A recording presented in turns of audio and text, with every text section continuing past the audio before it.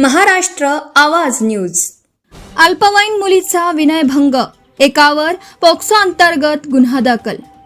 शिरपूर शहरात एका अल्पवयीन मुलीचा विनयभंग करण्यात आल्याची खळबळजनक आणि संतापजनक घटना 4 जुलै रोजी घडली असून या प्रकरणी एका युवकाविरुद्ध रविवारी शहर पोलीस ठाण्यात पोक्सो 4 कायद्यासह विविध कलमान्वये गुन्हा दाखल करण्यात आला आहे।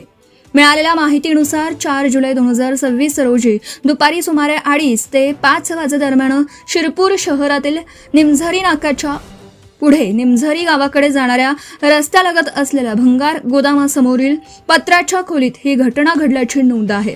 या प्रकरणी अनिल जगन कोळी, वय वर्ष 35, मूळ राहणार नद्देवनगर शिरपूर, सध्या राहणार हिंगोनी, तालुका शिरपूर, जिल्हा धुळे, याने तक्रारदार पीडित अल्पवयीन मुलीच्या संमतीविना बळजबरीने किस करून तिचा विनयभंग केल्याचा आरोप करण्यात आला आहे।